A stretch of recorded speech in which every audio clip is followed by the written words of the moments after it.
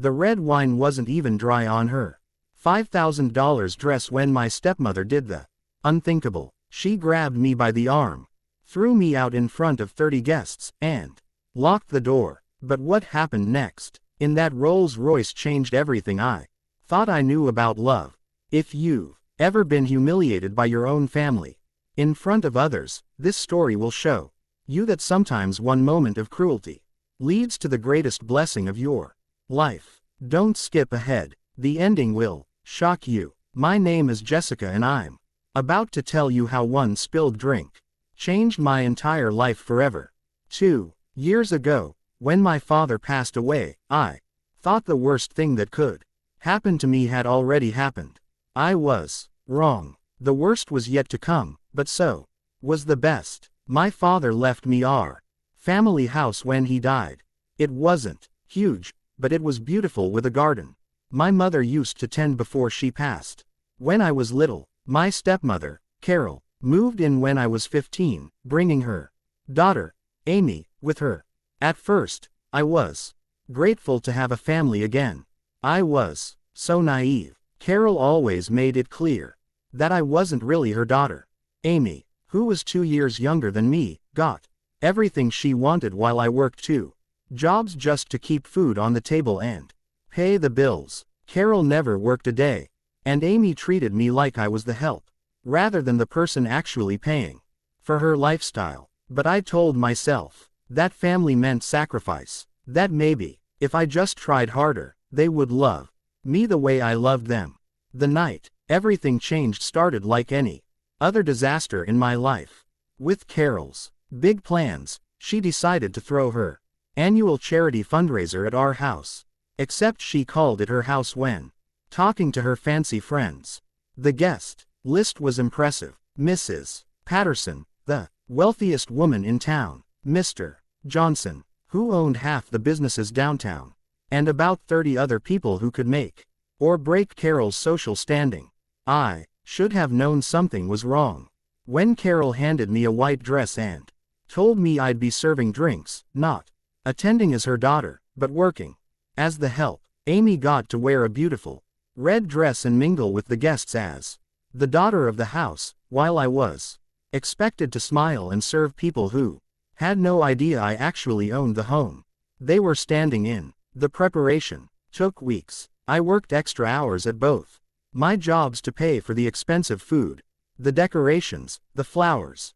Carol kept reminding me how important this event was for her reputation, how I better not mess anything up. The pressure was suffocating, but I convinced myself that maybe if this party went well, she'd finally see me as part of the family. The evening of the party, I stood in the kitchen wearing that simple white dress, loading silver trays with glasses of expensive red wine. Through the doorway, I could see Amy laughing with guests, playing the perfect daughter role. Carol was in her element, greeting people like she was the queen of our small town. And there I was, invisible unless someone needed their glass refilled. Mrs. Patterson was the star guest of the evening. She wore an incredible, cream-colored designer gown that probably cost more than I made in 3 months. Carol had been trying to get into her inner circle for years, and tonight felt like her big chance. I knew I had to be extra careful around her. Everything was going smoothly until I picked up a tray of red wine glasses to take to the living room. The tray was heavier than usual, and I was already tired from working a double shift that day, but I managed it carefully. I had done this 100 times before at various events. What I didn't see was Amy positioning herself right in my path. I was focused on not spilling anything when I felt something hard against my ankle. Amy had deliberately stuck her foot out, and before I could catch myself, I was falling forward. The tray flew from my hands, and every single glass of deep red wine went flying through the air in what felt like slow motion. The sound of glass breaking seemed to echo forever, but it was nothing compared to Mrs. Patterson's scream when the wine hit her. Her beautiful cream gown was completely ruined, red wine soaking through the expensive fabric. The entire room went silent. 30 pairs of eyes turned to stare at me, standing there in shock with broken glass at my feet. Mrs. Patterson was furious. My dress. This is a $5,000 designer original. She was practically shaking with rage. Red wine dripping from the delicate beadwork. How could you be so clumsy? But her anger was nothing compared to Carol's reaction. My stepmother's face turned bright red, and I could see the social embarrassment burning in her eyes. This was her worst nightmare, being humiliated in front of the people whose approval she craved most. Jessica. Carol's voice was sharp enough to cut glass. You clumsy fool. How could you do this to us? She rushed over to Mrs. Patterson, apologizing frantically. I'm so sorry. So very sorry. She's always been careless, but this is inexcusable. I tried to explain what happened, how Amy had tripped me, but when I looked around for support, Amy was standing there with the most innocent expression on her face. I don't know what she's talking about, Amy said sweetly. She just tripped over her own feet. She's always been so clumsy. The guests were all staring at me with a mixture of pity and judgment. I felt my cheeks burning with shame as Carol continued her public punishment of me. She's not really family, Carol announced to the room, her voice carrying clearly. My late husband felt sorry for her, but obviously we've been too lenient. Those words hit me harder than any physical blow could have. Not really family. In front of all these people, she had just erased my entire existence, my father's love, everything I thought I belonged to. Mrs. Patterson demanded that I personally pay for her ruined dress and dry cleaning for everyone who got splattered. Carol agreed immediately, volunteering my money without even asking me. I was forced to apologize to each guest individually, while Carol explained how embarrassed she was by my behavior. The worst part wasn't the money or even the humiliation. It was watching Amy stand there with that satisfied smile, knowing she had orchestrated the whole thing and no one would ever believe me. I realized in that moment that I had been living a lie. These people didn't just dislike me, they actively wanted to hurt me. When I finally worked up the courage to confront Amy about tripping me, she denied it completely. You're just trying to blame me for your own clumsiness, she said loud enough for nearby guests to hear. This is exactly the kind of thing she always does. Never takes responsibility for anything. Carol's reaction was swift and brutal. Enough, she screamed at me. You've embarrassed us enough for one night. Get out of this house right now. I couldn't believe what I was hearing. Carol, please, I can explain what really happened. I don't want to hear another word from you.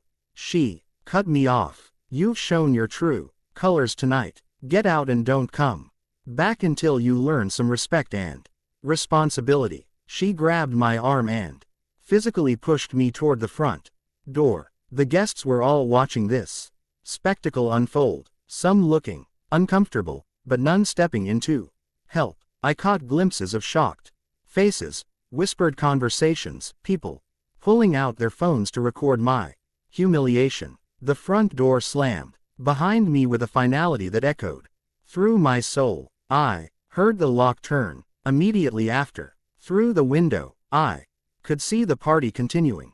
Carol making more apologies, Amy playing the sympathetic sister role perfectly, and then the rain started. At first, it was just a light drizzle, but within minutes, it became a heavy downpour. I was stuck outside in my white dress, which was now completely see-through and clinging to my body. The wine stains on my clothes mixed with the rainwater, creating pink streams down my arms and legs. I banged on the front door, pleading to be let back in, but no one answered. I could see people inside looking at me through the windows, but they turned away when they saw me watching. The neighbors who might have helped were either at the party or had deliberately closed their curtains to avoid getting involved in our family drama. I sat down on the front steps of what used to be my home.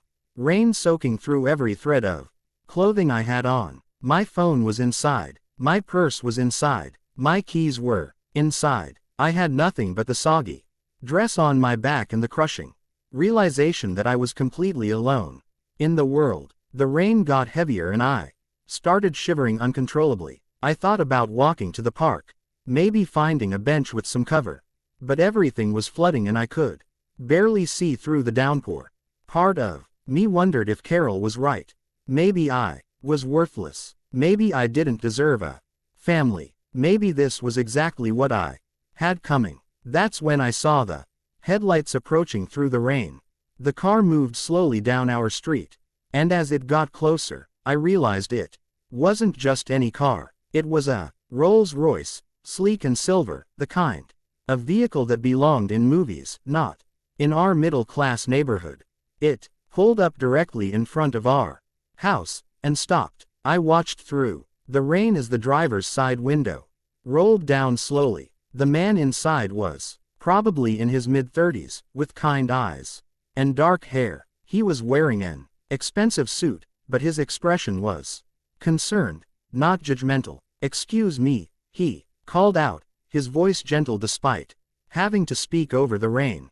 "Are you all right?" I must have looked like a disaster, soaking wet, shivering, probably with mascara running down my cheeks. But this stranger was looking at me like I was a person who mattered, not a problem to be solved or ignored.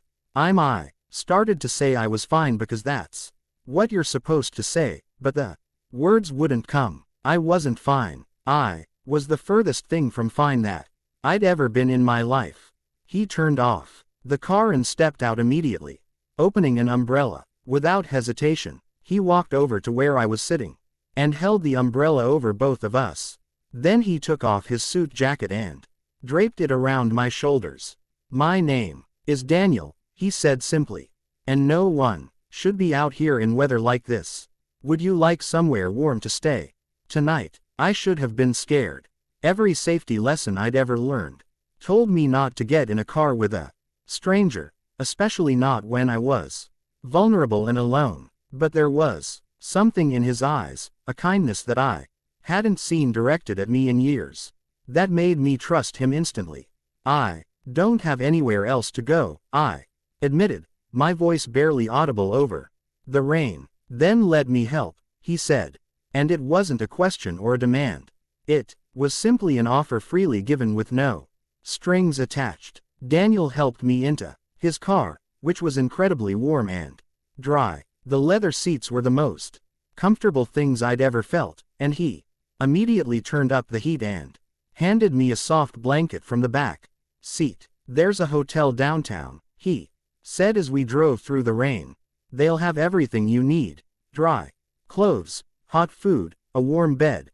We can figure out everything else tomorrow." I wanted to ask why he was helping me, what he expected in return, but I was too exhausted and grateful to question the first kindness I'd received in what felt like forever. Instead, I found myself telling him what had happened, how my own family had thrown me out, how I had nowhere to go. Daniel listened, without judging, occasionally nodding or asking gentle questions, but never making me feel like I had to justify my situation. When I finished my story, he was quiet for a moment before speaking. "I'm sorry that happened to you," he said simply. "No one deserves to be treated that way, especially by people who claim to love them." The hotel he took me to was nicer than anywhere I'd ever stayed. Daniel spoke quietly to the manager while I waited in the lobby, still wrapped in his jacket and the blanket. Within minutes, I was being escorted to a beautiful suite with floor-to-ceiling windows and a bathroom bigger than my bedroom at home. Room service arrived with dry clothes in my exact size, hot soup, and fresh towels. Daniel had thought of everything, but when I tried to thank him, he brushed off my gratitude like it was nothing. "Get some rest," he said from the doorway. "We can talk more tomorrow if you want to. There's no pressure, no expectations. Just take care of yourself." Tonight, after he left, I stood in that beautiful hotel room and cried for the first time all evening. Not tears of sadness or humiliation, but tears of overwhelming relief. A complete stranger had shown me more kindness in 2 hours than my own family had shown me in years. The next morning, Daniel returned with coffee and pastries. In the daylight, I could see that he was even more handsome than I'd realized. But, more importantly, his kindness hadn't been a one-night thing. He genuinely cared about what happened to me. Over breakfast, he told me his story. He had been abandoned by his own family when he was 16, left to survive on the streets, with nothing but determination and hope. He'd lived in his car, worked in restaurant kitchens for minimum wage, and slowly built himself up from nothing. I started with one food truck, he explained.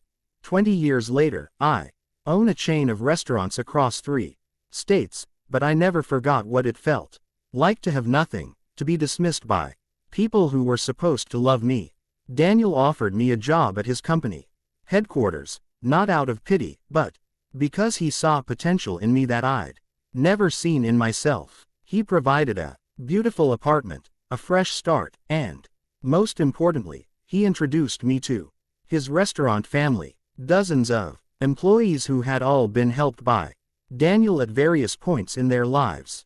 For the first time in my adult life, I was surrounded by people who valued me for who I was, not what I could do for them. I discovered that I had a natural talent for business, for understanding what customers wanted, for managing people and projects. Under Daniel's mentorship, I flourished in ways I never thought possible.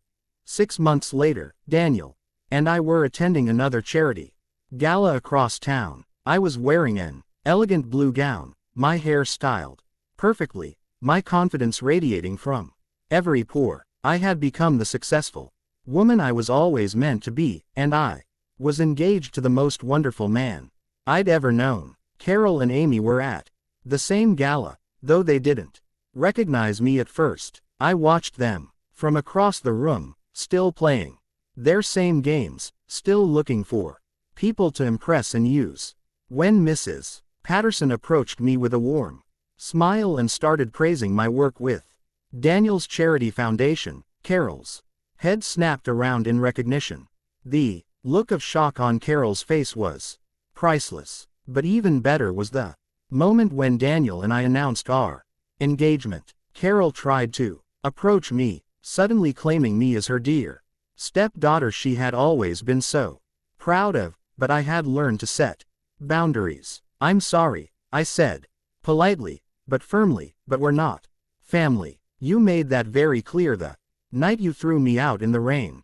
The beautiful thing about my new life wasn't the money or the status, though those were nice. It was the people who surrounded me with genuine love and respect. Daniel's restaurant staff became my chosen family, each with their own story of hardship overcome with kindness. When Daniel and I bought the house where I grew up, it wasn't about revenge. It was about healing. We offered Carol and Amy jobs at our newest restaurant with the understanding that they would need to work hard and treat others with respect. They accepted, and slowly I watched them learn what I had always known, that kindness and hard work matter more than social status or blood relations. My wedding day was everything I'd dreamed of as a little girl, surrounded by people who truly loved me. Carol and Amy attended as employees who had earned their invitation through changed behavior and genuine effort to make amends. My real family, Daniel and our chosen family of friends and colleagues, filled the rest of the seats. As I walked down the aisle toward Daniel, I thought about that night in the rain when I felt like my life was over. Sometimes the worst thing that happens to you is actually the best thing in disguise. Being thrown out by people who never really loved me led me to people who did. That spilled glass of wine didn't ruin my life. It revealed the life I was supposed to have all along. And as Daniel took my hand and promised to love and cherish me forever, I realized that sometimes family isn't about blood or marriage certificates. Sometimes family is about people who see you at your lowest point and choose to lift you up instead of walking away. I learned that night in the rain that my worth isn't determined by how others treat me. I deserve love, respect, and kindness. And when you believe that about yourself, the right people will see it, too. Sometimes they come in the form of a stranger in a Rolls-Royce, offering an umbrella and a second chance at happiness. Jessica's story proves that sometimes the family we choose is stronger than the one we're born into. If this touched your heart, please like and subscribe. And remember, your worth isn't determined by how others treat you. You deserve love and respect, and sometimes it comes from the most unexpected places. What would you have done in Jessica's situation? Let me know in the comments below.